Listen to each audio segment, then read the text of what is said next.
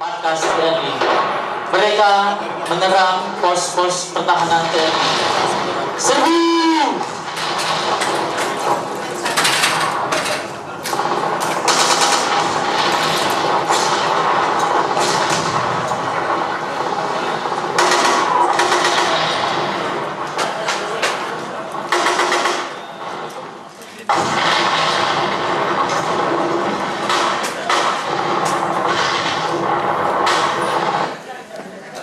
Sebagai Komandan Teritorial, Kapten Utoyo memerintahkan anak buahnya untuk mengungsi ke Desa Ngawen di lereng Gunung Sumbing Selatan.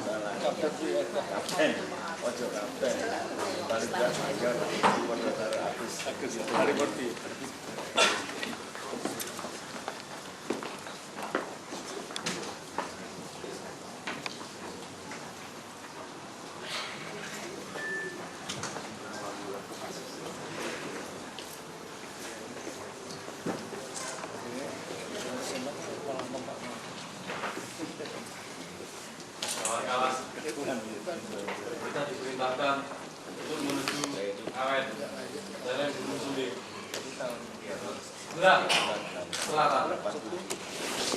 Pasukan Ahmad Yani telah menunggu kita di sana. Kita harus mengatur strategi terlebih dahulu untuk melawan mereka.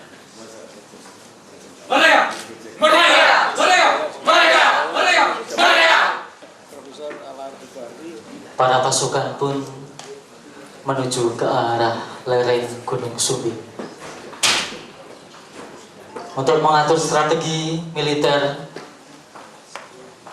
melawan penjajahan Belanda.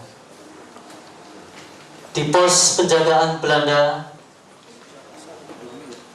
sudah siap para serdadu Belanda yang menjaga pos-pos pertahanan Belanda. Di lereng-lereng Gunung Sumbing, pasukan Brigade Kuda Putih Ahmad Yani mengatur strategi balas dendam terhadap pasukan Belanda.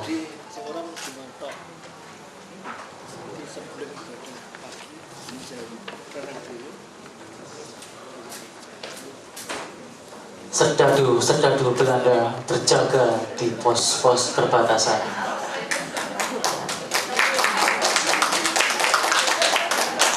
Para pejuang tidak kalah semangatnya untuk melawan penjajahan Belanda.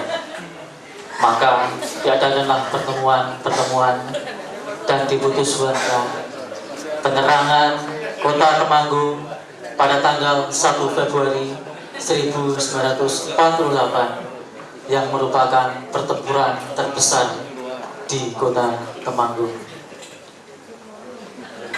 Jumlah yang tidak seimbang antara para pejuang dan serdadu Belanda.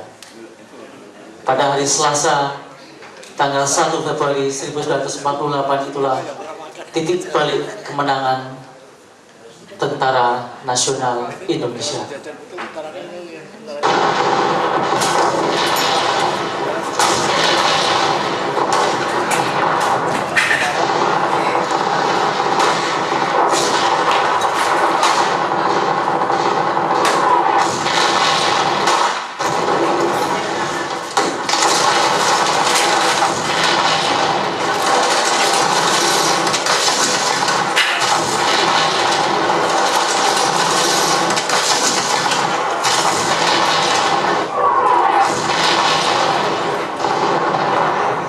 Kemenangan besar terjadi di pihak TNI. Merdeka! Merdeka! Merdeka! Terima kasih.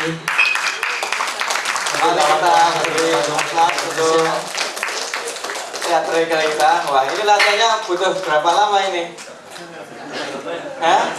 Oh, 15 menit. Jadi pakai feeling ini ceritanya Bapak Ibu sekalian ya. Jadi memaknai jiwa proklamasi yaitu dengan langsung bisa meresap di hati anak-anak muda kita. Dan ini membahagiakan sekali bahwa anak-anak muda kita masih mempunyai jiwa semangat Pancasila dan proklamasi. Tepuk tangan untuk mereka. Baik, terima kasih. Foto bersama dengan, oh ada foto bersama? Oh ya, silahkan. Ini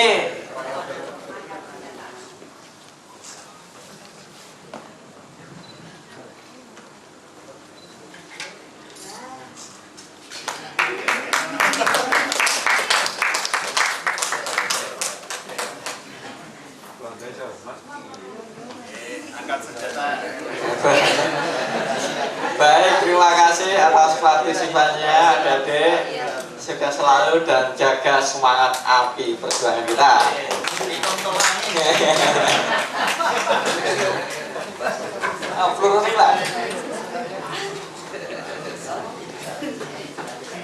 Baik, selanjutnya sebelum kita memulai acara bedah buku, ini ternyata ada paduan suara. Ya, paduan suara Duta Voice. Ya, ini akan memberikan lagu-lagu nasional sehingga semoga nanti kena pancaran kobaran daripada api lagu-lagu perjuangan ini. Kami sambut, silakan tim paduan suara Duta Voice. Waktu dan tempat kami persilakan.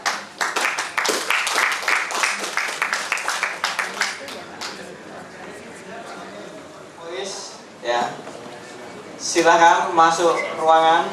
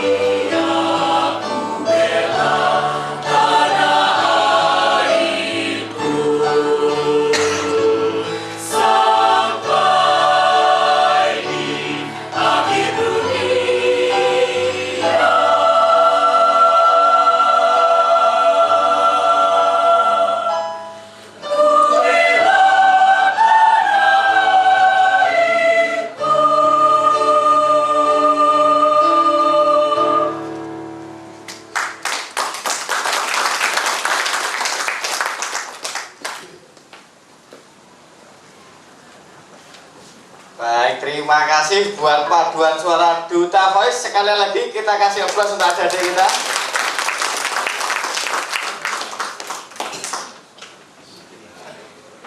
Ya, selanjutnya Bapak Ibu sekalian, kita masuk ke acara inti, yaitu bedah buku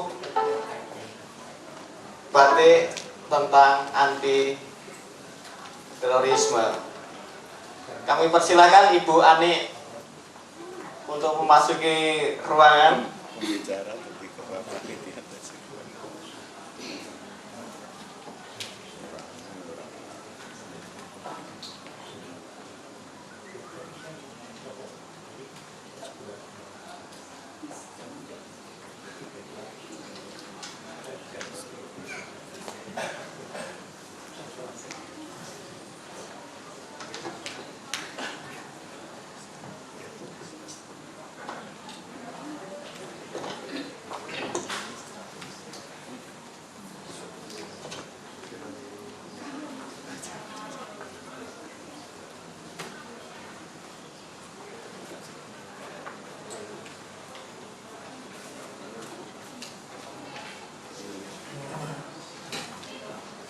Sekalian, di sini kita hadir di sini dalam rangka untuk membawa pesan-pesan bahwa bangsa Indonesia ini terlahir sebagai bangsa yang mempunyai kebudayaan yang sangat tinggi.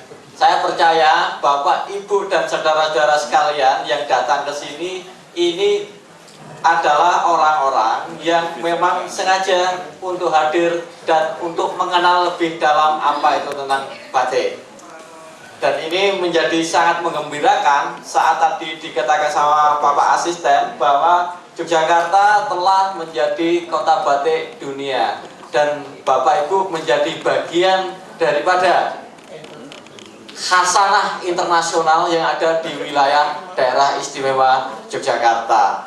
Karena itu saya ingin menekankan bahwa Yogyakarta menjadi tetap istimewa dengan segala macam kebudayaannya. Dan kali ini kita lagi-lagi besok di tanggal 2 Oktober itu akan kita memperingati Hari Batik Internasional. Dan ini akan menjadi catatan bagi banyak negara lain bahwa memang batik tidak hanya sekedar seni, tetapi di sini saya sepakat dengan Ibu Adele tadi bahwa penting bahwa batik ini harus ada tidak hanya persoalan strata sosial, tetapi juga penting ada kohesi sosial.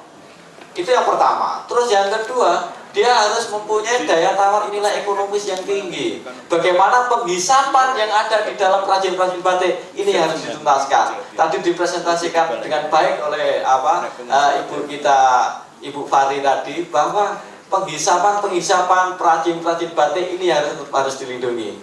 Karena itu terorisme itu saya lebih banyak mensoroti di soal ketidakadilan, khususnya distribusi ekonomi. Nah, inilah bagaimana semoga Mbak Ani ini bisa mensoroti itu. Tidak hanya sekedar, saya juga setuju dengan Bapak Rektor tadi, bahwa ini batik dengan terorisme itu hal yang berbeda sebenarnya. Dan ini apakah di kotak gatik kan saya juga kurang paham apa maksudnya dari Ibu Ani ini. Nanti semoga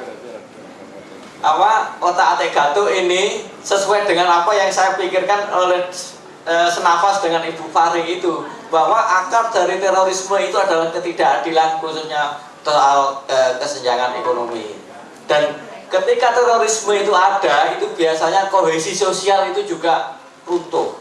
Ketika kohesi sosial tidak ada, biasanya masyarakat menjadi individu. Ketika individu, mereka akan menjadi teraliniasi dengan kultur masyarakatnya. Orang yang teraliniasi oleh sistem sosial, inilah orang-orang yang akan merasa hidupnya sendirinya, merasa tidak aman, merasa tidak nyaman, dan dia menjadi orang-orang yang mempunyai paham-paham yang fundament, sehingga gampang sekali untuk dipengaruhi.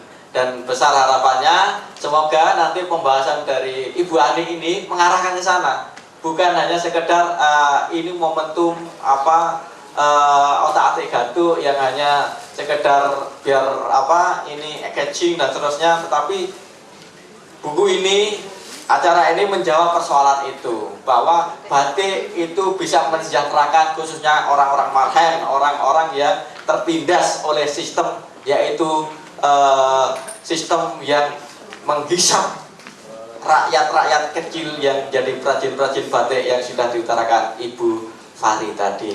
Kami persilahkan kepada Ibu Ani Hanjayani untuk mempresentasikan apa yang sudah menjadi buah pikirannya. Terima kasih, waktu dan tempat kami persilahkan.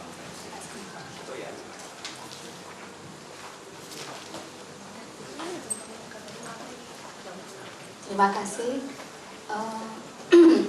Pertama-tama saya selaku penulis buku Batik Anti Terorisme mengucapkan terima kasih sebesar-besarnya, selamat datang, dan mohon maaf tadi ada sedikit gangguan teknis mengenai bedah buku Batik Anti Terorisme ini.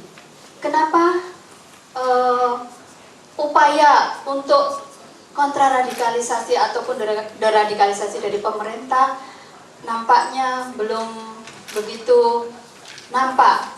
Itu karena pemikiran latar belakangnya adalah mungkin karena kurang bersatunya dari semua elemen bangsa. Oleh karenanya, di sini mencoba untuk memberikan suatu wawasan kepada saudara-saudara kita yang masih menganut paham radikal, kekerasan, untuk mengingat kembali bahwa kita adalah bangsa yang satu dan sudah sejak lama memang kita berbeda-beda. Tetapi itu tidaklah menjadi sebuah masalah karena kita adalah Bhinneka Tunggal Ika dan punya landasan falsafah Pancasila. Oleh karenanya, pada hari ini, dalam rangka memperingati Hari Kesaktian Pancasila dan Hari Batik Sedunia, juga dalam rangka memperingati bergabungnya 3 universitas dalam satu konsorsium ICRS atau Indonesian Consortium Religious Study yang